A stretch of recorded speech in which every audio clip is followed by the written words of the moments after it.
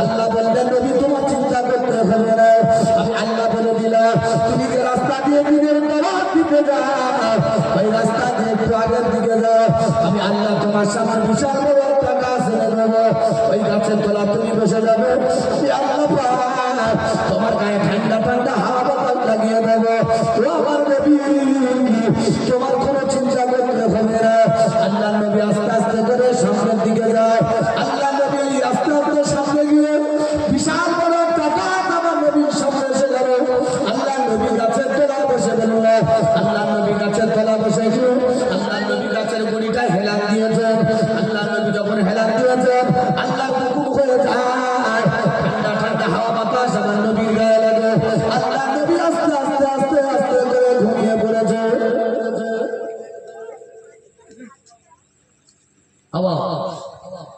রাসূলুল্লাহ সারাদিন কষ্ট মেহনত করেছে, আল্লাহ বলেন গাছের তলা তুমি যাও, গাছের তলায় বসবে, আমি আল্লাহ তোমার গায়েতে ঠান্ডা ঠান্ডা হাওয়া বাতাস লাগিয়ে দেবো। এই সামনে ওই কজন হুজুর খুব কথা বলছে, অসুবিধা তো ও হুজুররা অত হইচই করি হবে না, তোমরা তো দেখছি এদিক ওদিক এদিক এদিক, তোমার ওয়াজ ভালো লাগবে সরে যাও, একবার এদিক একবার এদিক একবার হ্যান্ড একবার কেন তোমাদের নজর তোমার দিকে চলে যাচ্ছে না।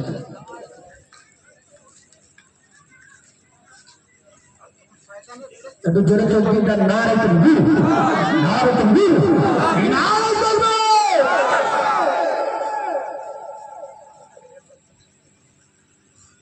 একেবারে সামনে বস্তু হাত না দিচ্ছে মুখ না দিচ্ছে তার সাথে তোমার যদি কোথাও অসুবিধা হচ্ছে যে কোথাও বিশ্ব নবী দিনের দাওয়াত দিয়েছেন, কালেমার প্রচার করেছেন, ইসলামের কথা বলেছেন, আল্লাহর কাছে আরজি পেশ করেছেন যে আল্লাহ আমার খুব কষ্ট হয়েছে, আল্লাহ তুমি আমার সুন্দর একটা গাছ দেখিয়ে দাও, আমি ওই জায়গায় একটু আয়েশ আরাম করে ফেলি। আল্লাহ রাসূল একটা গাছ সামনে যখন এসে পড়েছে, রাসূলুল্লাহ গাছের তলায় বসলেন, গাছের গুড়িটা খুব মোটা মতো এরকম মোটা, রাসূলুল্লাহ গাছের গুড়িতে হেলান দিয়েছেন।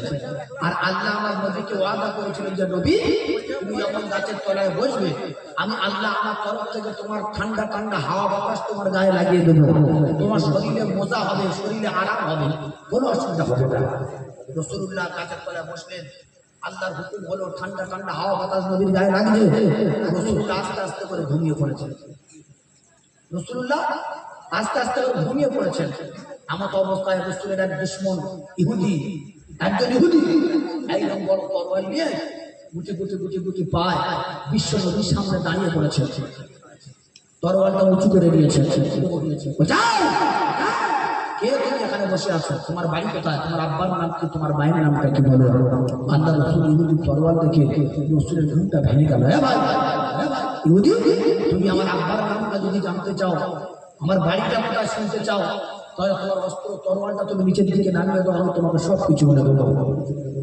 দেখবেন অনেক লোক আছে তারা 5 ওয়াক্ত নামাজ পড়ে না, তবে জুম্মার দিন মসজিদ ভরে যায়, তবে ইনশাআল্লাহ আপনারা 5 ওয়াক্ত নামাজ পড়েন।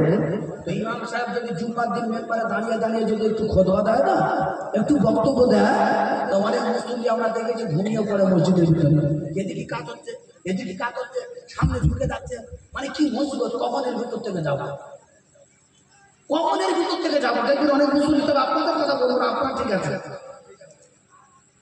আর ইমাম সাহেব যদি 2 রাকাত জুমার নামাজ একটু কেরাত বড় করেছে, একটু কেরাত বড় করেছে, তার পিছনের মুসলিমরা শুনে কাঁদবে, কারণ কত কাশি আসবে হচ্ছে তার ঠিক মনে হয়। 7 নম্বর থেকে যদি সেই ডাক্তার সাদা ডাক্তার জানেন নাম করেছে, সাদা ডাক্তার যদি মসজিদে এসে যদি কাশি সিরাপ দেয়, আমার মনে হয় সব রোগী ঠিক হয়ে যায়। ইমাম সাহেব বুঝে নিচ্ছে যে আমার কেরাত বড় করছে, তাই মুসলিম কাশছে, নামাজ শেষ হয়ে গেল, মুসলিমরা বলছে ওই ইমাম সাহেব তুমি আজকে নাম করলে কেন, এত বড় বড় করে সূরা পড়াচ্ছ, তুমি কি পাগলা টাগলা হয়ে যাবে? মানে মসজিদে গিয়েও সময় দিতে চায় না, মসজিদে গিয়েও সময় দিতে চায় না। আপনাদের এখানে তাস খেলা হয় এ সাইডের দিকে, বাবা এ সাইডে তাস খেলা হয়, আপনাদের থানা কথা কেন তো, আপনাদের থানা কেন তো যা এ থানা ক্যানিং সে ঘোষা পর্যন্ত ক্যানিং, এই ঘোষা বাজার নতুন ব্রিজ আছে, টোল আছে, ওখানে পর্যন্ত ক্যানিং থানা এটা ক্যানিং শোনো শোনো, দেখবেন তাস খেলা করতে গেলে 4টে লোক লাগে তাস খেলা। গতকাল আমাদের জীবনতলা বাজারে এমএলএ কাপ খেলা হয়েছে, নতুন কাকার হয়ে গেল, নতুন কাকা। আমি যখন যাচ্ছি জলসা, আমার কাল জলসা ছিল ওই হরিপুরের কাছে, হরিপুর ওখানে, তো যাচ্ছি তখন এত জাম, বাজারে যাওয়া যাচ্ছে না। আসছি তখন রাত 12টা, 12:30, 1টা বাজে, সেও দেখছি গাড়ি পার্ক করা যাচ্ছে না, এত জাম। আমি দেখেছি জলসা মিলার মহাপুরে মানুষ বসতে চায় না, আসতে চায় না, কিন্তু তাস খেলাও ফুটবল খেলাও জায়গা জাম হয়ে যায়, কোনো রেহাই হবে। তাস খেলা করতে গেলে 4টে লোক লাগে, আর তাস খেলা করতে গেলে 4টে লোক লাগে, আর আশেপাশে লোক থাকে আরো 10 জন বেশি বসে থাকে। তারা খেলে না, শুধু বুদ্ধি দেয়, তুই এইটা মার, তুই ওইটা মার, তুই এইটা মার, ব্যাস। তো আমরা মুসলমান, রাসূলুল্লাহ সাল্লাল্লাহু আলাইহি ওয়াসাল্লাম ইহুদি তরোয়ার থেকে রাসূলুল্লাহ গাছের বিরুদ্ধে হেলান দিয়ে ভেঙে পড়েছেন, রাসূলুল্লাহর ঘুমটা ভেঙে গেছে। ও ভাই ইহুদি, তা তুমি যদি আমার তরোয়ারটা যদি নিচের দিকে নামিয়ে দাও, তাহলে আমি তোমার বাপের নাম, আমার বাড়িটা কথা সব বলে দেবো, কোনো অসুবিধা নেই। ওই সময় ইহুদি বলেছিলেন, ও বাবা যুবক, ও বাবা জোয়ান, তোমার মুখের দিকে আমি যতবার তাকাই বাবা, তোমার মুখে দুরানি চেহারাটা ঝকঝক ঝকঝক করে বাবা। ও বাবা ছেলে, তোমার দুরানি চেহারা দিকে আমি যখন তাকাই, মিষ্টি আম্বারের মতো বারবার হয়ে যায় বাবা। কে তুমি বাবা, কে তুমি বলো? আমি তোর গানটা নিচে চোখে নামিয়ে দেবো বাবা, তবে তোমার পরিচয় একবার বলো বাবা। তোমার পরিচয়টা যখন হয়ে যাবে, আমি একবার তোমার জন্য তোর গানটা নামিয়ে দেবো। আল্লাহর নবী বলতে ইহুদি রে, আমি যখন আমার মায়ের গর্ভে যখন ছিলাম, আমি তখন আমার আব্বা জান আব্দুল্লাহকে চোখে দেখতে পাইনি। ও আমার যখন 6 বছর বয়স হয়েছিল, আমার মা আমেনাকে বিদায় দিয়েছি বাবা ইহুদি। আমি অন্য কোনো মানুষ না, আমি বলে বাকি দিতে মানার নবী, আমার নাম হলো মুহাম্মদ। একটু জোরে বলুন না সুবহানাল্লাহ।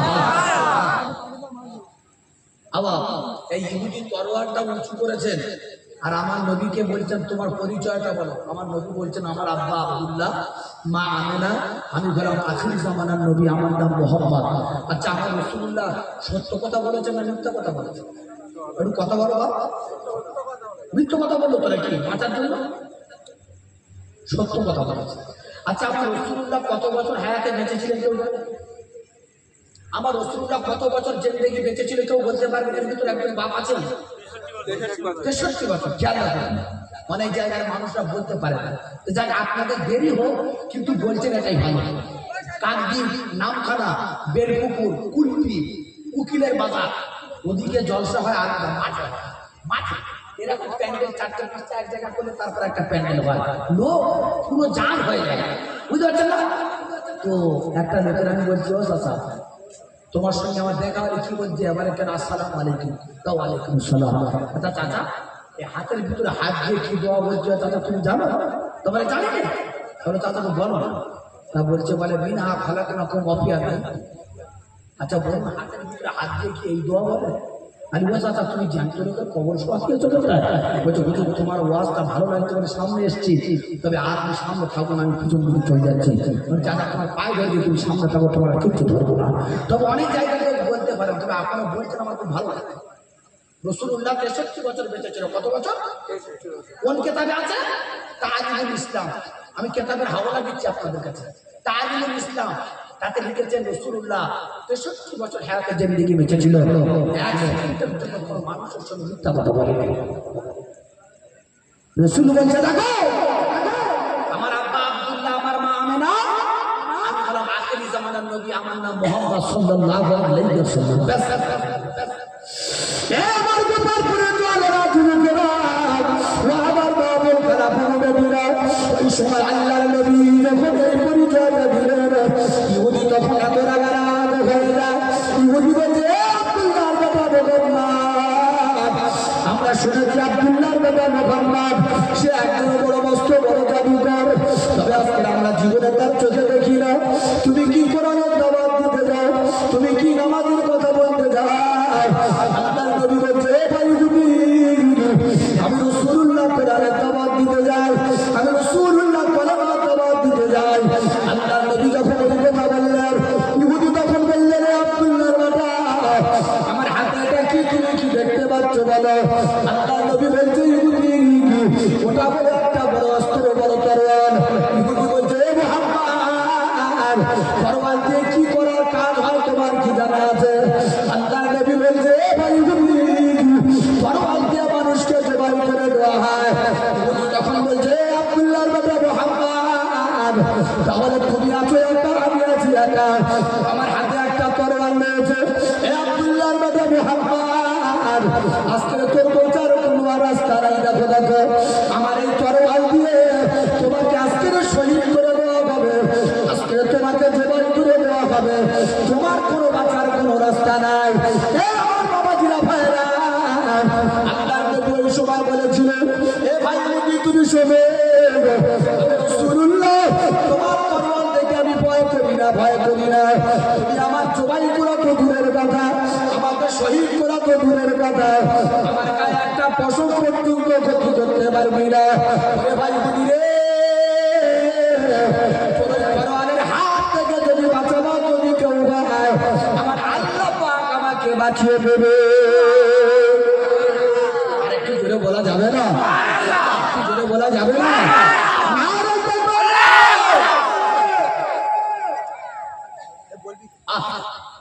আমার রাসূলের মারার জন্য, শহীদ করে দেবে, জবাই করে দেওয়ার জন্য ইহুদি তরোয়াল নিয়ে খাড়া হয়ে রয়েছে।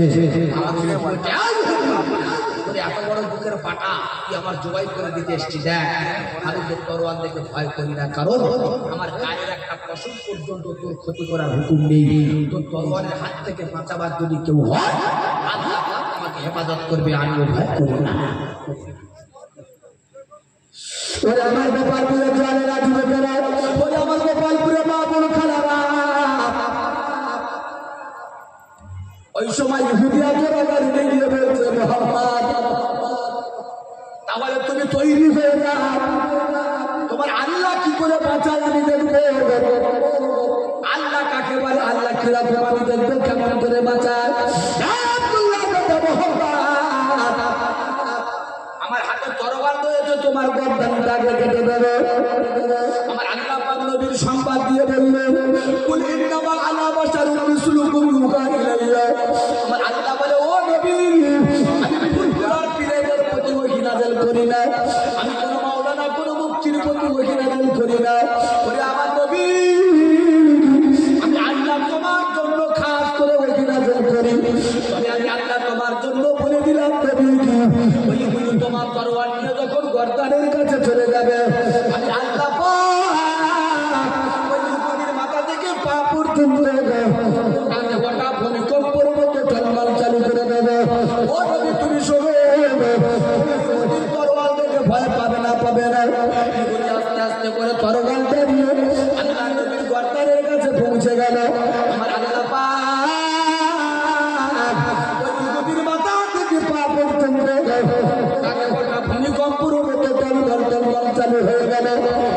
টানা হাতে তরোয়ালটা নড়তে নড়তে কাঁপতে কাঁপতে তরোয়ালটা জমিনে পড়ে গেল।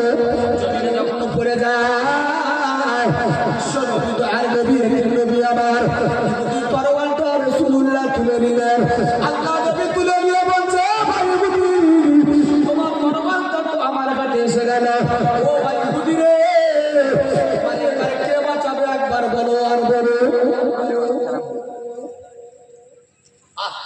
আল্লাহ তো নবীর দায়িত্ব নিয়েছেন, ও নবী কোনো চিন্তা নাই, দায়িত্ব আমার, তুমি যাও না কোরআনের দাওয়াত দিতে যাও, বলে এবার প্রচার করতে যাও, অসুবিধে নেই, আমি দায়িত্ব দিচ্ছি তোমাকে হেফাজতের জন্য।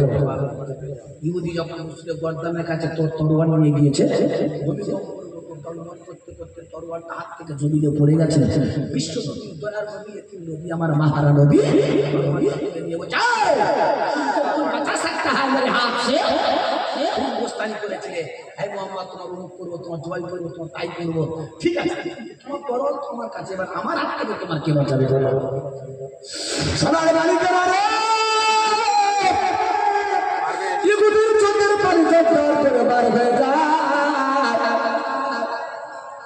নবী বলছে ও ভাই ইহুদি তোমার চোখের পানি কেন ঝরঝর করে বার হয়ে যাবে নবী তখন বলছে আব্দুল্লাহর বেটা মোহাম্মদ আমার তরবারটা তোমার কাছে কিভাবে গিয়েছে জানি না তবে আব্দুল্লাহর বেটা মোহাম্মদ শোনো ওই তরবারের হাত থেকে বাঁচাবার যদি কেউ হয়ে যায় তাহলে তুমি ছাড়া আমার বাঁচার কোনো রাস্তা নাই সঙ্গে আমার আল্লাহ পাক নবীর উপরে কোরআনের আয়াত নাযিল করলেন ওয়া আরসালনাকা ইল্লা রাহমাতাল লিল আলামিন কোরআন শরীফের পারা নাম্বার 17 সূরাটার নাম হলো সূরা আম্বিয়া ও আমার গোপাল প্রেমা বোনেরা সঙ্গে সঙ্গে বিশ্ব নবী আবার বললেন ও ভাই ইহুদি রে কোন মানুষ যদি আমাকে পাথর মারে আমি রাসূলুল্লাহ তার দ্বিতীয়বার পাথর মারতে পারবো না তবে আজকে তুমি আমার মারার জন্য রেডি হয়ে গিয়েছো আমি রাসূলুল্লাহ তোমার মারতে পারবো না ও ভাই ইহুদি আমার এই হাত থেকে বাঁচাবার যদি কেউ হয় আল্লাহ পাক তোমাকে বাঁচিয়ে দেবেন আল্লাহ নবী যখন এই কথা বললেন ইহুদির মনটা বড় নরম হয়ে যায় ইহুদির মনটা বড় ঠান্ডা হয়ে যায় ও নবী তোমার জায়গায় যদি অন্য কোনো মানুষ যদি হয়ে যেত আমাকে জবাই করে দিত শহীদ করে দিত ও আব্দুল্লাহ দাদা মোহাম্মদ তোমার হাত দুটো আমার দিকে লম্বা করে দাও আমি তোমার কাছে কলমা পুড়ে দিয়ে জীবনের মতো মুসলমান হয়ে যায় আল্লাহ ভগবান বাবা জোর জোর করুন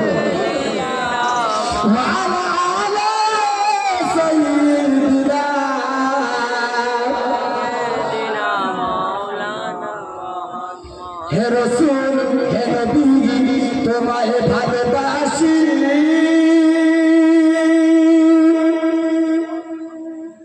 অন্তর শুধু মুখে না জান্নাতের আশায় নাই গে রাসূল জাহান্নামে কেউ ডরি না হে রাসূল হে নবী তোমায় ভালোবাসি অন্তর শুধু মুখে নয় জান্নাতের আশায় নাই গে রাসূল জাহান্নামে কেউ ডরি না তোমাকে পাওয়ার আশায় মন জুড়ে যায় মদিনা আশিক দিদার দাওনা আশিক দিদার দাওনা আর দূরে তাকিয়ে না আশিক দিদার দাওনা আর দূরে তাকিয়ে না হে রাসূল হে নবী তোমায় ভালোবাসি অন্তর শুধু মুখে নয় জান্নাতের আশায় নাই গে রাসূল জাহান্নামে কেউ ডরি না আল্লাহুম্মা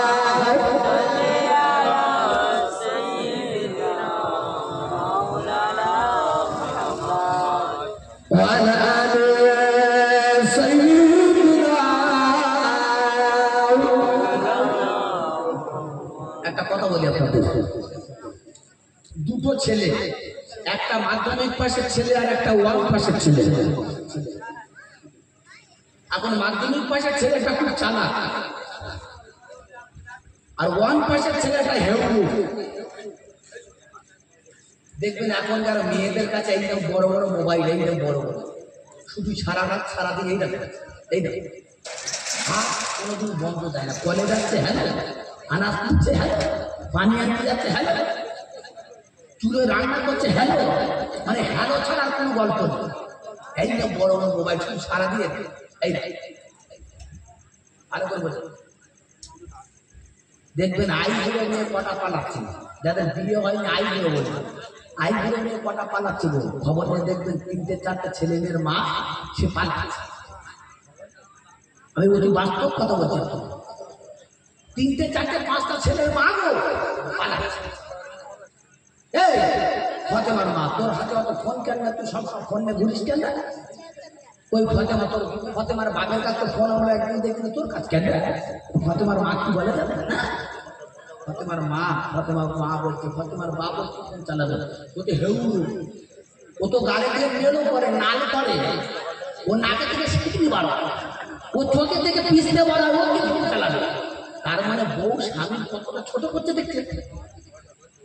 আর এখনকার মেয়েরা তো স্বামীরা সব ভেলু আপন দেখেছে। একটু এখন বয়স, আমি 7 মিনিট ঘুরে আসি, তা জানতে জানি না যা যেই বার হয়েছে টোটোয় উঠেছে সঙ্গে সঙ্গে এখন হ্যালো, এখন সেই 7 কিলো বাজার পর্যন্ত হ্যালো, 7 কিলো বাজার পর্যন্ত হ্যালো, বাজার দুটো করে এনে টোটো উঠেছে, সে হ্যালো, বাড়ি আসার আগ পর্যন্ত ফোনটা বন্ধ করে বুঝতে পারিনি? মাথা খারাপ। এখন এই মেয়েটা যখন চলে গেছে, একজনের সঙ্গে 4-5টা ছেলে মেয়ের মা চলে গেছে, যেই চলে গেছে ও এখন 3-4 মাস খুব ভালো আনন্দ করেছে, সুন্দরবনে বেড়াতে গেছে, চিড়িয়াখানায় বেড়াতে গেছে, বুঝতে পারেন? আপনার রায়দিঘি কাকদ্বীপ বেড়াতে গেছে, বিশাল কিছু মজা করে গেছে 3-4 মাস। যেই 3-4 মাস মজা করা হয়ে গেছে, যেই দেখ তোর রাস্তা তুই দেখ, আমার রাস্তা আমি দেখি, কারণ তোর সঙ্গে আমার চলতে হবে না। এর মাথায় বাস করে যাই বললাম তো, আমার সোনার চাষ আমি রেখে চলে এসেছি, আমার 3-4টা সোনার রত্ন রেখে চলে এসেছি, আর তুই বলছিস যে না আমি তো নবুল, তার মানে আমি তোর নামে কেস করতে বলবো। এ বলছে যা কাজ করবি আমি তোরা নিতে পারবো, তুইও পর এও পর, তুইও পর এও পর। তাই আমি বলবো মুসলমান আমার বাবু ভাইরা, আমরা নবী পাকের উম্মত, আমরা নবীর আদর্শটা আমাদের ঠিক রাখতে হবে। নবীর আদর্শটা যদি আমাদের ঠিক না হয়, তাহলে আমাদের পরিস্থিতি কিন্তু খুব খারাপ হয়ে যাবে। আল্লাহ রাসূল সাল্লাল্লাহু আলাইহি ওয়াসাল্লাম দিনের দাওয়াত দিয়ে বাড়ি দিয়েছে। যে কথা বলছিলাম, এখন ওই মাধ্যমিক পাশের ছেলে আর অন্য পাশের ছেলে, এখন মাধ্যমিক পাশের ছেলেটা খুব চালাক আর অন্য পাশের ছেলেটা হেউ। এখন মাধ্যমিক পাশের ছেলেটা ও বিয়ে করেছে, ওর একটা ছেলে বোম্বে কাজ করে, আর ওয়ান পাশের যে ছেলেটা ও বিয়ে করেছে, ও সংসারটা খুব গরিব, ঠিক মতো খাওয়া হয় না। এখন ওয়ান পাশের ছেলেটা আর বউটা রাতের বেলা ডেকে বলছে, এই যাবো আমাদের বাড়ির পাশে যে আব্দুল ছাত্তার ভাই না, ছাত্তার ওর একটা ছেলে বোম্বে থাকে, অনেক করে টাকা পাঠায় দেয়, আর আমাদের এই ছেলেটা একটু বড় হয়েছে, তোমার সঙ্গে যোগাযোগ করো, পাঠিয়ে দেওয়া। তারপর ওই ওয়ান পাশের ছেলেটা ও তো হেউড়ো, ও এখন তার কাছে দেওয়া যাওয়ায় আমার ছেলেটার একটু বোম্বে দেওয়া যাবে তোর ছেলের কাছে, এখন অসুবিধা নেই। 1 বছর হয়ে গেছে বাড়ি আসে না। মা তো 10 মাস 10 দিন গর্ভে রেখেছিল, মা ছেলের কথা মনে পড়ে বোঝাই না। সেই ছেলেটা 1 বছর চলে গেছে, এখন একবার ফোনও করে না, বাড়িও আসে না। তুমি কিরম বাবু, তুমি এক কাজ করো না, আমাকে একটু ছেলের কাছ থেকে ঘুরে এসো। ওয়ান পাশের ছেলে হেউ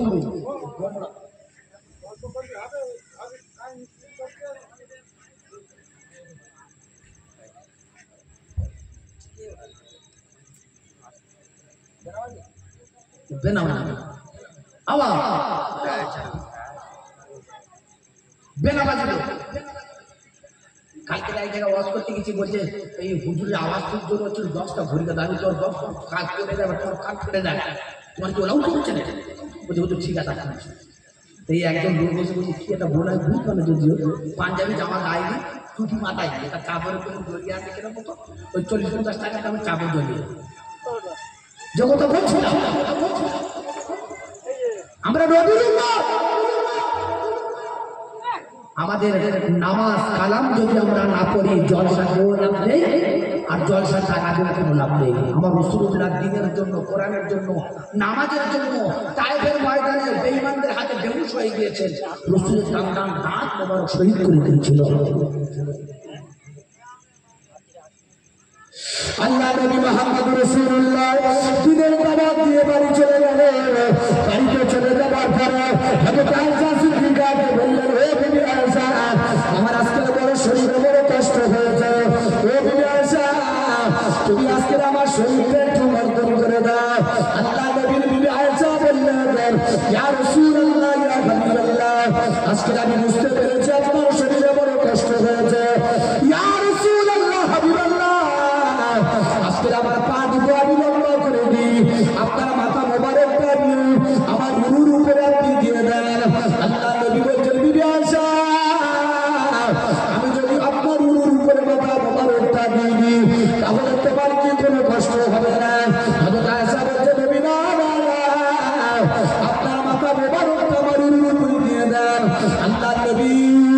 হযরত আয়েশা নুরুর উপরে মাথা দিয়েছে। হযরত আয়েশা সিদ্দিকা রাসূলের হাত পা বন্ধন করেন, আল্লাহ নবীর হাত পা গুলো টেপাটেপি করেন। আল্লাহ নবীর বিবি আয়েশা সিদ্দিকা আস্তে আস্তে করে রাসূলের চেহারার দিকে তাকিয়ে দেখলেন আল্লাহ নবীর পুরো শরীরটা কালো কালো কালো কালো দাগ হয়ে আছে। আল্লাহ নবীর বিবি আয়েশা দেখে অবাক হয়ে যায়, কেন আমার রাসূলের হাত পা গুলো কালো কালো দাগ হয়ে গেল? হযরত আয়েশা সিদ্দিকা রাসূলের চেহারা দেখে কাঁদতে চালু করলেন, চিৎকার করে যদি আমার চোখের পানি আল্লাহ রাসূলের গায়ে যদি পড়ে যায়, আমার নবীর গায়ের ঘুমটা কত ভেঙে যাবে, আমার নবীর আরামের ঘুমটা ভেঙে যাবে। না না না, এক ফোঁটা পানি আয়েশা ধরে রাখতে না পেরে হযরত আয়েশা সিদ্দিকা এক ফোঁটা পানি বিশ্ব নবীর গায়ে ফেলে দিলেন। আল্লাহ নবী সঙ্গে সঙ্গে জাগ্রত হয়ে গেল। আল্লাহ নবী বলছে, ও বিবি আয়েশা, আমার মাথা মোবারকটা তোমার নূর উপরে দিয়ে দিলাম। হুজুর, তোমার কি বিবি আয়েশা কোনো কষ্ট হয়েছে? হযরত আয়েশা বলছে, ইয়া রাসূলুল্লাহ, হুজুর, আপনি যদি আমার কলিজাটা কেটে দেন, আপনি যদি আমার বুকটা চিরক করে দেন, কলিজাটা যদি টেনে বার করে নেন নবী, আপনার মাথা মোবারকটা আমার কলিজায় যদি দিয়ে দেন, আমি আয়েশা কোনোদিন শব্দ করব না। ও আয়েশা, তা তুমি করবে না? তোমার কলিজায় যদি আমি মাথা মোবারক রাখি, তা তোমার তো শরীরে চোখের পানি আমার গায়ে পড়লো, নিশ্চয়ই তোমার কষ্ট হয়েছে। আয়েশা বলছেন, রাসূল, বিয়াদবি মাফ করুন, আপনি বললেন যে আয়েশা তোমার উপরে মাথাটা দেবো আর তুমি আমার গা হাত পাগুলো ম্যাচিস করে দাও। তো আমি ম্যাচিস করে দিতে দিতে দেখি আপনার পুরো চেহারাটা, আপনার দেহটা কালো কালো কালো কালো দাগ হয়ে গেছে। আমি আয়েশা চেহারা থেকে থাকতে না পেরে চোখের পানি এক ফোঁটা আপনার গায়ে পড়েছে। হুজুর, আপনার কি ছোটবেলায় কোনো বড় রোগ হয়েছিল? আপনার কি ছোটবেলায় কোনো বাড়িতে বাড়িতে রক্তচক্র হয়েছিল? তাই দেখতে পারতাম না। আমার গোপালপুরের বাবাজিরা ভাড়া, আমার গোপালপুরে বীরানি মা বোনেরা, ওই সময় বিশ্বনবী বললেন, ও বিবি আয়েশা, আমার গায়ে যে কালো কালো দাগ দেখতে পেয়েছো, এটা আমার ছোটবেলার কোনো রোগ হয়নি আয়েশা, আমার ছোটবেলার কোনো বড় বড় রোগ দেখা দেয়নি আয়েশা। আমি যখন দিনের জন্য, কোরআনের জন্য, ইসলামের জন্য, নামাজের জন্য কাফের বেঈমান বেঈমানের কাছে দাওয়াত দিতে গিয়েছিলাম, তখন তারা আমাকে লক্ষ্য করে ইট পাথর মেরেছিল আয়েশা। সেই ইটের দাগ এখনো আমার শরীরে মুছে যায়নি আয়েশা। ও বিবি আয়েশা, তবে একটা কথা শোনো আয়েশা, আমার একটা কালো কালো দাগের এত আল্লাহ ক্ষমতা দিয়েছেন, আমার শরীরের কালো কালো দাগের এত পাওয়ার দিয়েছে আয়েশা। এক একটা দাগের বিনিময় আমার কোটি কোটি গুণা মুহাম্মাদি আল্লাহ পাকের জান্নাতে পৌঁছে যাবে।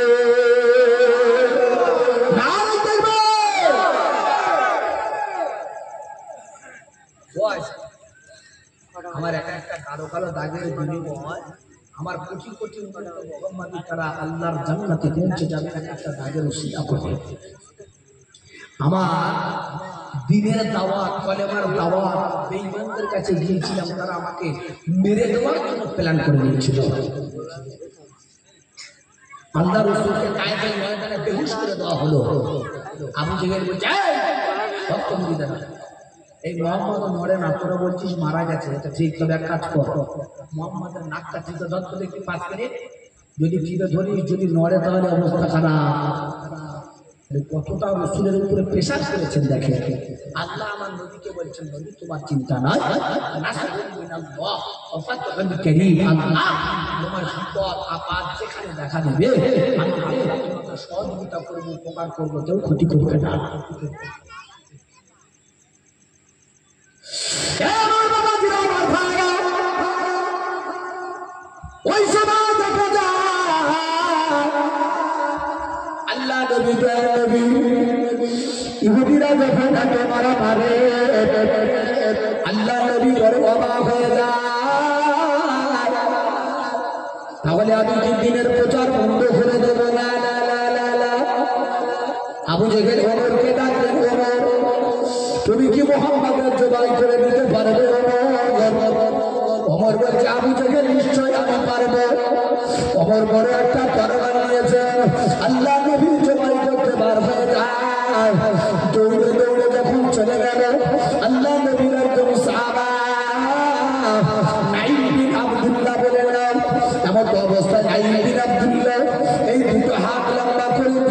এ ভাই তুমি তরবারটা নিয়ে কোথায় যাও ভাই বলো বলো। ওমর বলেছিল আব্দুল্লাহ দেখো দেখো আমার আবু জেহেল আমার মুহাম্মাদের মারার জন্য ঘোষণা করে দিলেন, আমি মুহাম্মাদের তরবার নিয়ে জবাই করতে যাই। যখন এই কথাটা বলে দিলেন আব্দুল্লাহ বিন আব্দুল্লাহ বলেছিলেন এ ভাই ওমর আমি তোমাকে আটকাবো না, তোমাকে মানা করবো না, তবে তুমি কি আমার একটা কথা শুনতে পারো? কি হয়েছে বলো? তুমি মুহাম্মাদের মারার আগে তোমার নিজের বোন আর বোনাই, তোমার নিজের বোন আর বোনাই তুমি একটুখানি খবর নিয়ে দেখো মুহাম্মাদের হাতে কলেমা পড়ে মুসলমান হয়ে গেছে। ওই সময় যখন এই কথা শুনবে ওমর আর নবীর মারার দিকে আর যায় না, ওমর আস্তে আস্তে আস্তে আস্তে করে নিজের বোন বোনাইয়ের বাড়ির দিকে রওনা হয়ে গেল। ওমর আস্তে আস্তে করে বোন বোনাইয়ের দরজার কাছে যায়, চারিদিকে দরজা জানালা বন্ধ করা। ওমর ভাবে দরজা ধাক্কা মারে, বোন আর বোনাই ঘরের ভিতর থেকে কোরআনের আওয়াজ করে আওয়াজ করে আয়াত করে আয়াত করে ইন্নানি আনাল্লাহু লা ইলাহা ইল্লা আনা ফা'বুদুনি ওয়া আকিমুস সালাতা ওয়াল যিকরি। হযরত ওমর ফাতেমা দরজা যখন ধাক্কা দিয়ে দেয় ভিতর থেকে ফাতেমা খবর দেয় কি আওয়াজ করে। ওমর তখন বলছে হে আমার বোন ফাতেমা আমি তোমার ভাই ওমর এসেছি, দরজা খুলে দাও খুলে দাও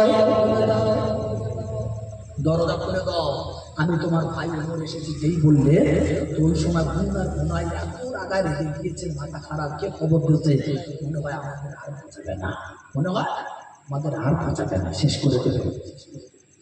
আল্লাহর কোরআন থেকে বলা গেল লা ইয়ামাসসুহু ইল্লা মুতাহহারুন তানজিলুম মির রাব্বিল আলামিন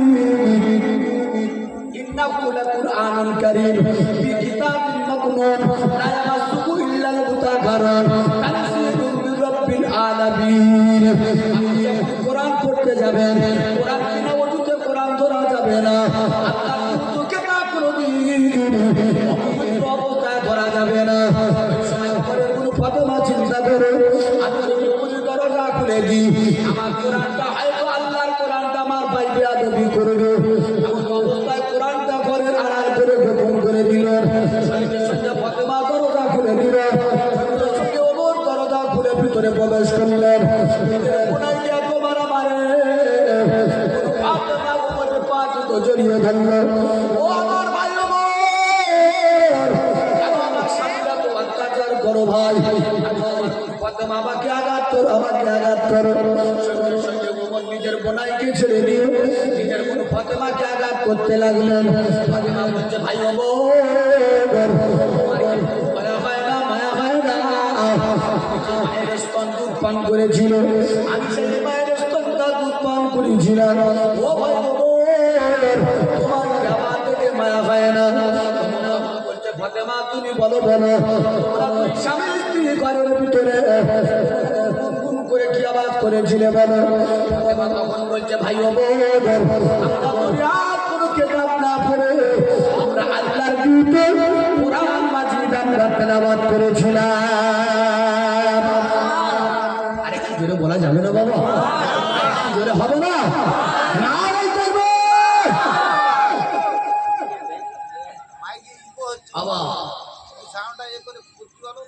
তাহলে বলুন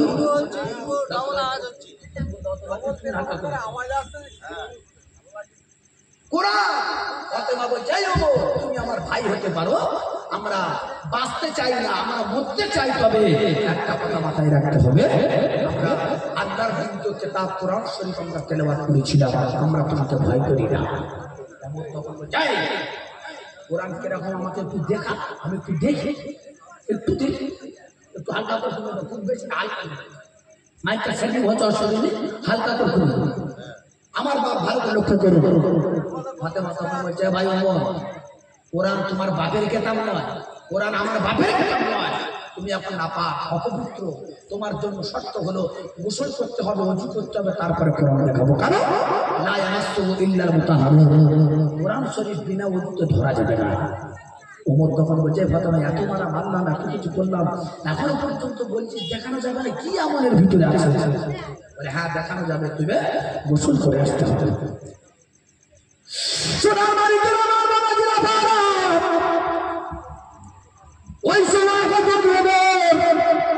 গোসলটা করে এসে ওকে তৈরি করে নিল। ও আমার বোন ফাতেমা, আল্লাহর কোরআনটা কেমন একটু আমাকে দেখিয়ে দাও। সঙ্গে সঙ্গে ফাতেমা কোরআনের আয়াত বার করলেন, ইন্নানি আনাল্লাহু লা ইলাহা ইল্লা আনা ফা'বুদুনি ওয়া আকিমুস সালাতা লিযিকরি। কোরআন শরীফের পারা নাম্বার 16, সূরাটার নাম হলো সূরা তাহা। পরিষ্কার করে যখন আয়াতটা তেলাওয়াত করলেন, ওমর যখন কোরআনের আওয়াজ শুনতে পেল, ওমরের অন্তরটা নরম হয়ে যায়, ওমরের কলিজাটা ঠান্ডা হয়ে যায়। ও আমার বোন ফাতেমা, কাজ করো, তুমি আমার ইসুরি নবীর কাছে নিয়ে চলো, নবীর কাছে কলমা পড়ে নেবে। আমি আর আবু জাহেলের দলভুক্ত হতে চাইব না।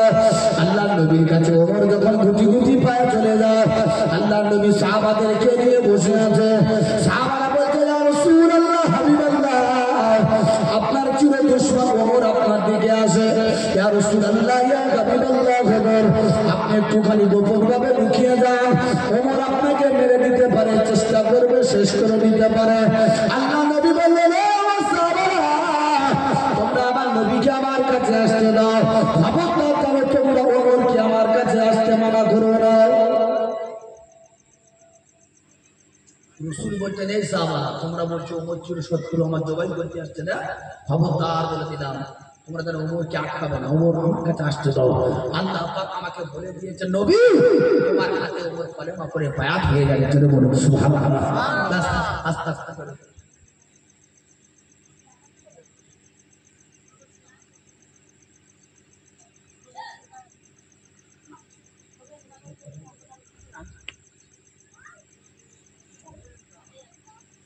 আবার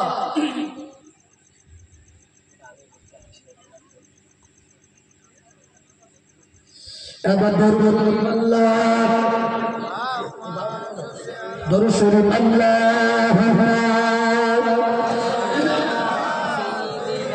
যার করে দরুদ আলা আলি সাইয়্যিদিনা।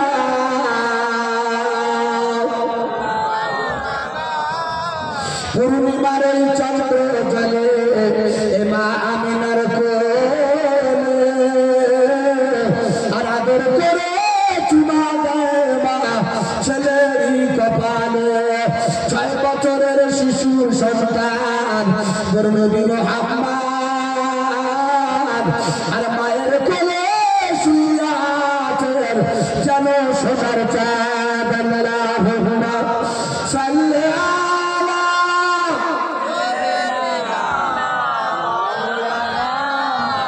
وعلى آل سيدنا।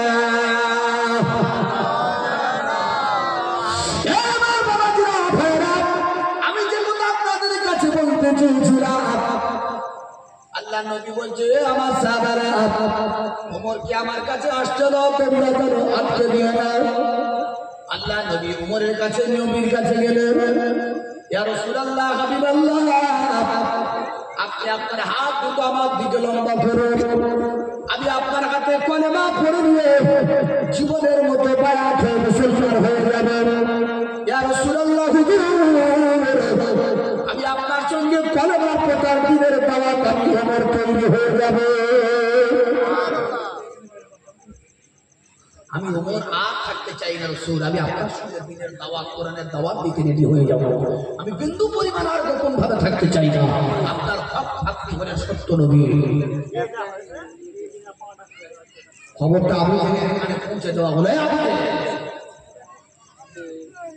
আর অবস্থা খারাপ, যে ওমর বলেছিলেন আমি মুহাম্মদের জবাই করে দেবো, সেই ওমর কিন্তু মুহাম্মদের কাছে কলেমা পড়ে দিয়েছে। আর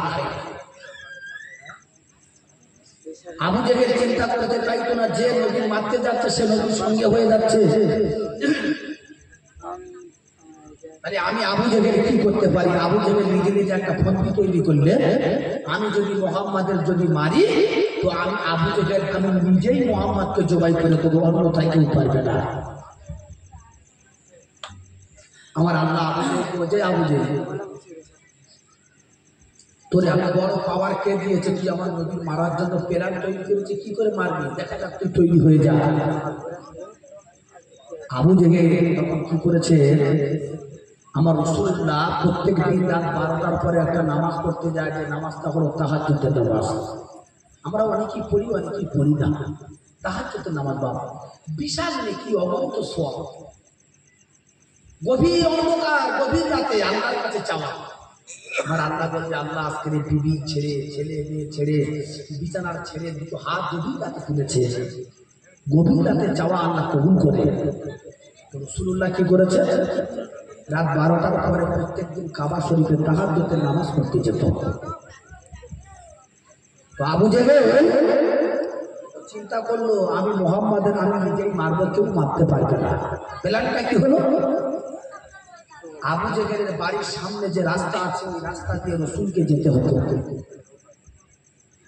আবু জেহেল বিশাল বড় একটা গর্ত করেছেন রাস্তায় থেকে, বাড়ির সামনে গর্ত করে, আর ওই গর্তের পাশে বসে আছে মুহাম্মাদের অপেক্ষায়। মুহাম্মাদ এখান থেকে যাবে আর গর্তের ভিতরে যখন পড়বে, আমি আবু জেহেল সঙ্গে সঙ্গে ইট বালি পাথর দিয়ে সঙ্গে সঙ্গে চাপা দিয়ে রাস্তা সমান করে দেবো। মুহাম্মাদ আর থাকবে না, মুহাম্মাদ শহীদ হয়ে গেল। আমার আল্লাহ পাক আমার নবীর বলছে, ও নবী, তুমি যে প্রত্যেক দিন রাত 12টার পরে তুমি তাহাজ্জুদের নামাজ পড়তে যাও মদিনার মসজিদে নববীতে, তবে আমি আল্লাহ তোমার আজকে বলে দিলাম, শোনো খবরদার, তুমি যেন আজকের রাতের বেলা বাড়ির ভিতর থেকে তুমি ফাঁকায় বার হবে না। আমি আল্লাহ তোমার হুকুম দিয়ে দিলাম। আল্লাহ যখন নবীর হুকুম দিয়েছে, নবী আর বার হয় এত সস্তা? আবু জেহেল বিশাল বড় একটা গর্ত করে নিয়েছে, গর্ত করে নিয়ে আর ওখানে বসে আছে মুহাম্মাদের অপেক্ষা। সোনার মালিকেরা, আমার জানেরা, যুবকেরা, ও আমার গোপালপুরের মা বোনেরা, রাত 12টা, 1টা, 2টো, 3টে বেজে গেল। আবু জেহেলের মাথায় কোনো কাজ করে না বাবা। একবার দৌড়ে দৌড়ে কাবা শরীফের দিকে চলে যায়, একবার দৌড়ে দৌড়ে নিজের গর্ত খনন করে চলে যায়। সোনার মালিকেরা, বাবাজিরা, আবু জেহেল দৌড়ে দৌড়ে চিন্তা করে না, প্রত্যেকদিন রাত 12টার পরে রাস্তা থেকে বার হয়ে যায়, কিন্তু এখন রাত 2টো 3টে বাজে কেন আসে না? ও আমার বাবাজিরা, ভাইরা, এমন অবস্থায় আবু জেহেল মনে মনে চিন্তা করে নিল, ভাই আমার কোন লোক মুহাম্মাদের কানে খবরটা পৌঁছে দিয়েছে, এই জন্য করে মুহাম্মদ আজকে আসে না। না না না না না না, সুবে সাদের যখন হয়ে যায়, আবু জেহেল দৌড়াতে দৌড়াতে দৌড়াতে দৌড়াতে আবু জেহেলের গর্তের ভিতরে আবু জেহেল নিজেই পড়ে গেল। আবু জেহেল যখন নিজেই পড়ে যায়, আবু জেহেল গর্তের ভিতর থেকে চিল্লাতে চিল্লাতে বলে, এই আমার ভক্ত মুরিদেরা, কে কোথায় আছো বাবা? আমি আবু জেহেল বড় বিপদে পড়ে গিয়েছি, কে কোথায় আছো বাবা? আবু জেহেল আমাকে একটু বাঁচাও, আমাকে বাঁচাও। আবু জেহেলের দল বলেরা, শত মানুষেরা মোটা মোটা দড়ি দিয়ে, লম্বা লম্বা দড়ি দিয়ে আবু জেহেলের গর্তের কাছে হাজির হয়ে গেল। আবু জেহেলের গর্তের কাছে গিয়ে বলেন, আবু জেহেল, তুমি আমার মস্ত বড় বিপদে পড়ে গিয়েছো, দেখো আমরা উপর থেকে দড়িটা নিচে ছেড়ে দেবো, আমরা উপর থেকে দড়িটা গর্তের ভিতরে দেবো, তুমি মজবুত করে ধরে নেবে, আমরা যখন টান দেবো তুমি চলে আসবে। আবু জেহেল বলছেন, হ্যাঁ আমার মুরিদেরা, তাড়াতাড়ি করে উপর থেকে দড়িটা ছেড়ে দাও, আস্তে আস্তে করে উপর থেকে দড়িটা ছেড়ে দাও। দড়িটা যত গর্ত চলে যায়, আবু জেহেল তত গর্তের ভিতরে নেমে যায়। দড়িটা যত আস্তে আস্তে করে ছেড়ে দেওয়া হয়, আবু জেহেল তত গর্তের ভিতরে চলে যায়। দেখতে দেখতে দড়িটা ফুরিয়ে গেল। আবু জেহেল বলছে, আমার ভক্ত মুরিদ, কোথায় আছে দড়ি? তাড়াতাড়ি করে দাও, তাড়াতাড়ি করে দাও। সবাই উপর থেকে খবর হয়ে যায়, দড়িটা ফুরিয়ে গেল। ওই সময় আবু জেহেল যখন বললো, দেখো দেখো আব্দুল্লাহর বেটা মুহাম্মদ, তার কাছে তোমরা দৌড়ে চলে যাও, আব্দুল্লাহর বেটা মুহাম্মদ যদি না হয়, আবু জেহেল এ যাত্রা আর বাঁচতে পারবো না। আবু জেহেল বলছে, এই যাত্রায় আমি আর বাঁচতে পারবো না, যাও না, তাড়াতাড়ি করে যাও, তোমরা তো পারবে না, তোমরা তো পারলে না, তাড়াতাড়ি করে যাও। আমার এই মুহূর্তে যদি না যাও না, আমি আবু জেহেল তাহলে শেষ হয়ে যাবো।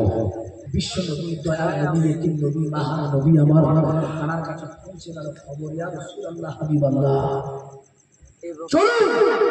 আবু জেহেল বড় কষ্ট দিয়েছে। আমার নবী দয়ার নবী পিছনের কথা কোনো সমস্যা না করে ছুটে ছুটে ছুটে ছুটে এসে কুয়ার কাছে দাঁড়িয়ে গেল। দাঁড়িয়ে গিয়ে বলছে, দেখো দাও তোমার হাতটা আমার দিকে একটু লম্বা করে দাও। ওই সময় আবু জেহেল আল্লাহর নবীর ডান হাতটা ধরে নিয়ে আল্লাহ নবী যখন বললেন হাতটা লম্বা করো, আল্লাহ নবী হাতটা ধরে নিয়ে আবু জেহেল গরম জায়গা উঠে যায়।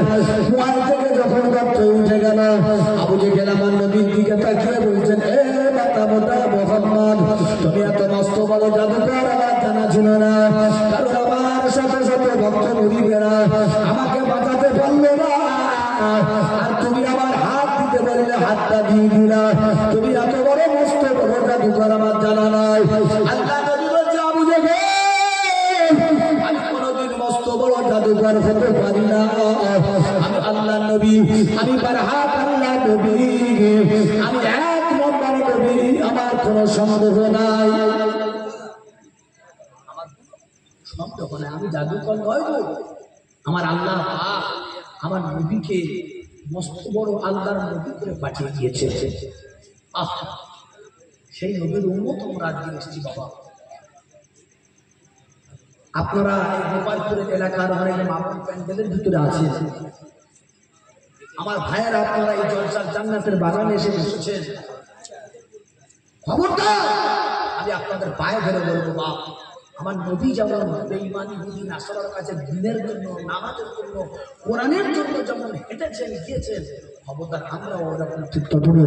আমরা যদি নামাজ না করে নামাজ পড়তে হবে, আমাদের ছেলে মেয়ে বিবি বাচ্চা ভাই বেড়াদার পাড়া প্রতিবেশী আত্মীয় স্বজন যারা নামাজ পড়ে না বাপ, তাদের পায়ে ধরবে, এই কি নামাজটা পড়, মসজিদে আজান হয়ে গেছে, চল আল্লাহর ঘরের দিকে যাই।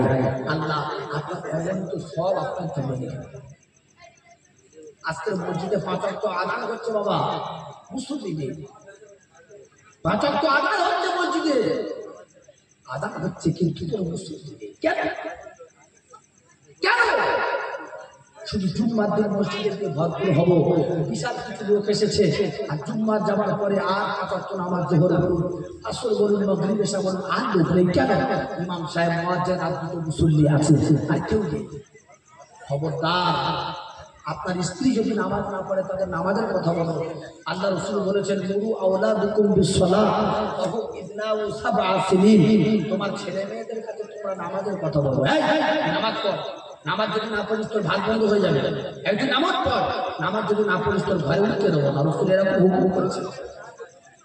খবরদার বাবা, নামাজ আমরা সাথে আদায় করবো। দুনিয়া কতদিন বাঁচবো আমরা কেউ জানি না। হায়াত মওত আল্লাহর হাতে। আজকের আমরা জলসা থেকে বাড়িতে যেতে পারবো কি তাও জানি না। আমরা এখান থেকে বাড়িতে ফিরে যেতে পারবো কিনা গ্যারান্টি নাই। তাই আমরা একটুখানি মরণের চিন্তা, কবরের চিন্তা করি। আমরা এখানে পরকাল দুটো রাস্তাকে আমরা কি দেয়। খবরদার, এখানে আমার অনেক মা বোন এসে বসেছেন পর্দার ভিতরে। খবরদার মায়েরা, বোনেরা, আপনারা আপনাদের ছেলে মেয়েদের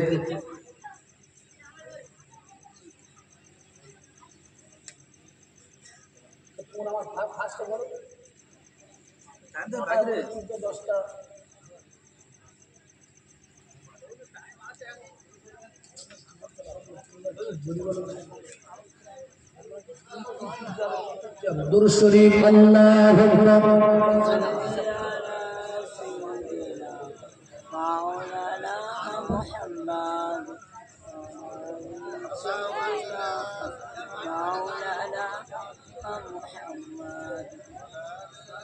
Abu Bakar Siddiq Naare Takbir, Zalman Naare Takbir, Naare Takbir.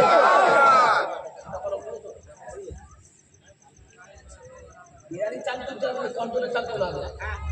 Biryani কন্ট্রোলে চালতে, বিরিয়ানি চালতে কে কাজে জোরে তাকবীর নারে তাকবীর, নারে তাকবীর।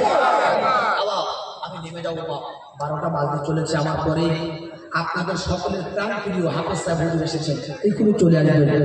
আমি 5 জন ভাইয়ের কাছে সর্বপ্রথম 5 জন ভাইয়ের কাছে আমি আগামী বছর এই জলসা হবে আমার মা বাপ, আপনার মা বাপ মারা গেছে, তাদের কবরের সোয়াব রেস্তারির জন্য আমি 5 জনের কাছে 1,000 করে টাকা চাইলে কেউ দিতে পারবেন যে হুজুর আগামী বছর জলসার জন্য আমি 1,000 টাকা আমি দেবো, আমার মা বাপ যারা কবরে শান্তি থাকে।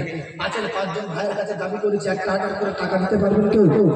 যে এখন দিতে হবে না, সেই জলসার একদিন আগে দেবেন আগামী বছরের জন্য। আর আগামী বছর জলসা সারা রাত হবে না বলছে, হাফ রাত, অর্থাৎ 1টা 2টো পর্যন্ত হবে, 2টো পর্যন্ত হবে। বলুন 5 জনের কাছে আমি দাবি করেছি 1,000 করে টাকা। কে আছেন বলুন? প্রথম নাম্বার 1,000 টাকা কে দেবেন বলুন? একটু আগে বলতে হয় সকল, একটু বললে ভালো হয়। ভাই দেখো আল্লাহ, এই নাম দেখো, ভাই দেখো, ভাই সরো, ভাই সরো। আমার উল্টা ভাই সামনে এসো। আবার কেউ বলবে না বাবা, আমি তোমাদের পায়ে ধরে বলছি, কেউ বলবে না। এই মা বাবার ক্যান্টিনে ভর্তি আছে কি? আমি 5 জনের কাছে দাবি করি যে আপনার মা বাপ কবরের শান্তির জন্য আগামী বছর জলসা সব বছরের জন্য জোরে তকবীর, নারে তকবীর, জোরে বলি নারে তকবীর, নারে তকবীর। কত নাম্বার কে বলেছেন বাবা? আয় আমার এই ভাই, আমার এই বাবুর নাম রাখো। আমার এই বাবুটার নাম কি? এই মফলার জড়ি আছে কে? ছাকাত মোল্লা, ছাকাত মোল্লা। আল্লাহ আমি বলার সাথে সাথে 5 জনের কাছে দাবি করেছি 1,000 করে। আল্লাহ এর গরিব মানুষ কি করে দেওয়ার জন্য প্রস্তুতি। ছাকাত মোল্লা 1,000 টাকা। তারপরে কে? জাফর মোল্লা 1,000 টাকা। আপনার নাম কি? জাকির মোল্লা, জাকির হোসেন।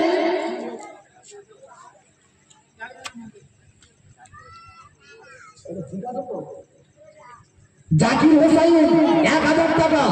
আমি 5 জনের কাছে দাবি করেছি 3টে। এবার ভাই কার কার অর্ডার করো? সাকিব শেখ। আর একজনকে বলবেন 1,000 টাকা বলবেন। চাচা একদম মুরব্বী লোক, আল্লাহ চাচা 1,000 কি না? আমরা বলি ক্যাশ।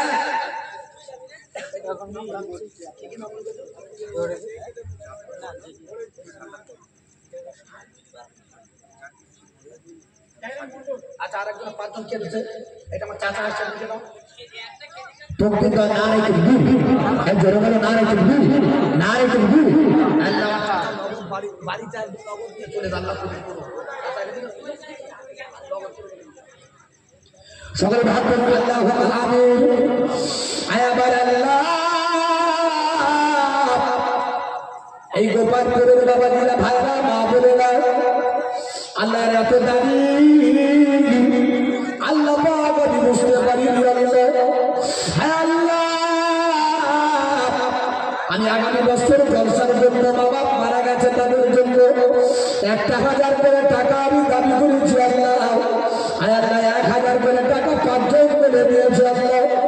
আল্লাহ প্রথম নাম্বার আমার জাফর ভাই 1,000 টাকা, সাকাত মোল্লা 1,000 টাকা, আল্লাহ সাকিব শেখ 1,000 টাকা, আল্লাহ জাকির ভাই 1,000 টাকা, আল্লাহ আমার চাচা ভাই 1,000 টাকা। আল্লাহ তোমার দরবারে দুটো দোয়া চাই আল্লাহ, এদের আব্বা মা যারা কবরে চলে গেছে তাদের কবরের আযাব মাফ করে দিন। লা ইলাহা ইল্লাল্লাহ মুহাম্মাদুর রাসূলুল্লাহ। জোরে তাকবীর, নারে তাকবীর, নারে তাকবীর। 1,000 টাকা কেউ দিতে পারবে? 6 নম্বরে 1,000 টাকা। এখানে আমার অনেক মা বোন আছে, মা বোনেরা তোমাদের মা বাবা মারা গেছে, শ্বশুর শাশুড়ি মারা গেছে, তাদের জন্য 1,000 করে টাকা 5 জনের কাছে দাবি করেছি। 5 জন মায়ের কাছে 1,000 করে টাকা চেয়েছি, কেউ দিতে পারবে? যে হুজুর আগামী বছর আমার মা বাবা মারা গেছে, আমার স্বামী মারা গেছে, আমি তাদের জন্য 1,000 টাকা দেবো। কি আছে বলুন? 6 নম্বরে কি 1,000 টাকা দেবেন বলুন তো? 6 নম্বরে কোন একটা মা আছেন যে 1,000 টাকা দেওয়ার মতো আগামী বছর? তাড়াতাড়ি করে বলুন। এই 1 বস্তা চাল দিতে পারবেন কেউ আগামী বছর? তাবারক হবে। 1 বস্তা চাল বসিয়ে খাওয়ানো ভালো করো। 1 বস্তা চাল কেউ দিতে পারবেন? মাতৃভ 25 কিলো। বলো বাবা কি আছে 1 বস্তা চাল? তাড়াতাড়ি বলো, বলো বলো বলো। কমিটির ছেলেগুলো বলতে হবে। মা বোনেরা তোমরা তো প্যান্ডেলে পুরো ভরে রয়েছে ইনশাআল্লাহ। একটা মাকে বলবেন যে হুজুর আমি 1000 টাকা দেবো, তাড়াতাড়ি চলো। 6 নম্বরে কে 1000 টাকা দিতে পারবেন?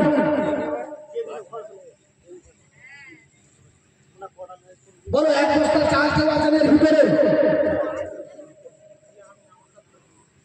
আমাদের আমানুল্লাহ ভাই একবার সরল সোজা না, বুঝতে পারছেন, একেবারে সরল সোজা না। আমানুল্লাহ ভাই বলছে আমি এক বস্তা চাল দেবো। এখানে আমানুল্লাহ ভাই নামে এক বস্তা চাল আল্লাহ কবুল করো। তকবীরটা নারে তাকবীর, জোরে বলো নারে তাকবীর, নারে তাকবীর। আমানুল্লাহ ভাইয়ের সঙ্গে আর একটা বস্তাকে এক বস্তা চাল দিতে পারবেন? যে হুজুর আমি এক বস্তা চাল আগামী বছর তাবারকের জন্য দেবো ইনশাআল্লাহ। একটু তাড়াতাড়ি দিয়ে বলুন বাবা। কে? মামনি মন্ডল। 1000 টাকা। হ্যাঁ, মামনি মন্ডল চেনো তো? স্বামীর নাম কিংবা বাবার নাম লিখে রেখে দাও। তকবীরদার নারে তাকবীর। আমি 5টা মায়ের কাছে বলেছিলাম 1000 করে টাকা। আমার প্রথম নাম্বারে আমার মা মামনি মন্ডল। মামনি মন্ডল আমার মা প্রথম নাম্বারে বলছেন আমি 1000 টাকা আল্লাহ কবুল করো। আল্লাহ আমার মামনি মায়ের হায়াত তৈয়বা নসিব করো। আল্লাহ আমার মামনি মায়ের জীবনের গুনাহ খাতা মাফ করে দাও। নারে তাকবীর। 2 নাম্বার কেউ আছেন আমার মামনির সঙ্গে আর একজন 1000 টাকা। আমার মামনি মায়ের সঙ্গে আর একটা মা কেউ আছেন 1000 টাকা। বলুন কি আছেন? একটা বস্তা চাল কে দিতে পারবেন? বলো, একটা বস্তা চাল কেউ দিতে পারবেন? আগামী বছর আমানুল্লাহ ভাইয়ের সঙ্গে আছেন একটা বস্তা চাল। একটু তাড়াতাড়ি বলুন বাবা, অনেক রাত হয়ে গেছে, 12টা বাজে, এবার ঘুম আসবে আপনাদের। আর একটা বস্তা চাল কেউ দিতে পারবেন? আমি 5 জনের কাছে বলেছিলাম তাড়াতাড়ি করে 1000 টাকা হয়ে গেল। আর একটা বস্তা চাল কেউ দিতে পারবেন আগামী বছরের জন্য?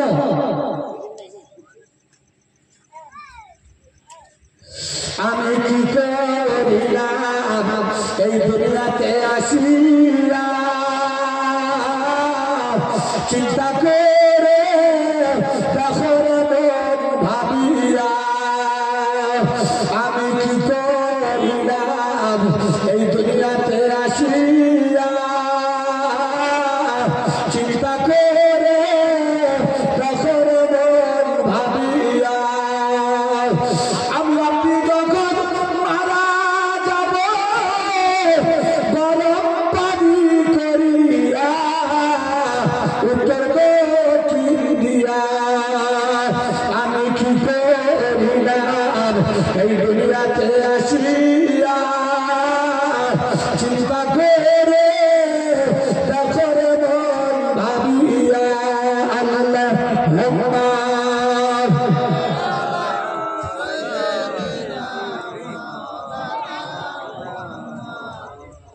وعلى آل سيدنا। আবার আপনারা আর একটা বস্তা চাল কেউ দিতে পারবেন না? আর একটা বস্তা চাল, আর একটা বস্তা চাল কেউ দিতে পারবেন না? বাপ আমার মা বোনেরা, আর একটা বস্তা চাল।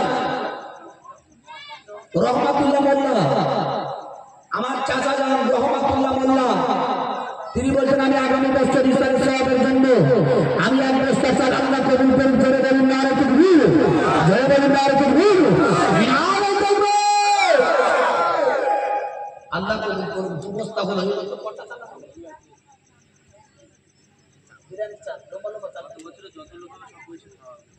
আচ্ছা যাই হোক, আচ্ছা 2 বস্তা চাল হলো। আর একজন কেউ আর 1 বস্তা চাল দিতে পারবেন? আর একজন কেউ আর একটা বস্তা চাল দিতে পারবেন বাবা?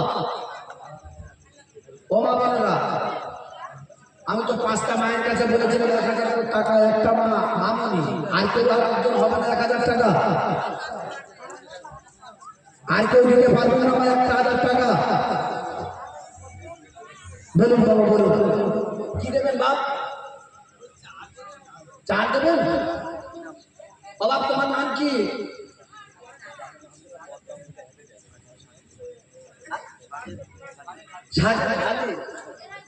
সাজাদ ঢালি। তিনি বলছেন আমি 1 বস্তা চাল দেবো, আল্লাহ কবুল করো। সাজাদ ঢালি 3 নাম্বার, তিনি 1 বস্তা চাল আল্লাহ কবুল করো। আল্লাহ সাজাদ ভাইয়ের দানকে আল্লাহ কবুল করে নিয়ে আল্লাহ তার জীবনের গুনাহ মাফ করে দেয়। তকবীর নারে তাকবীর, জোরে বলেন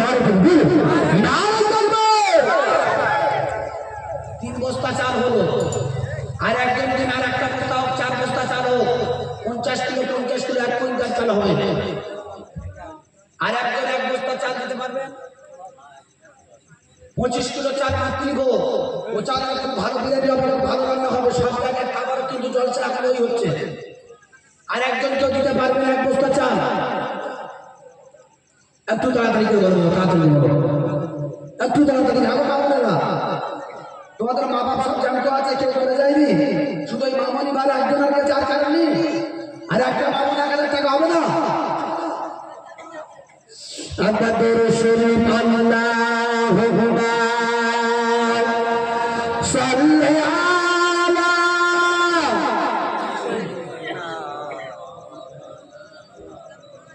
ওয়া আলা আলি সাইয়্যিদিনা।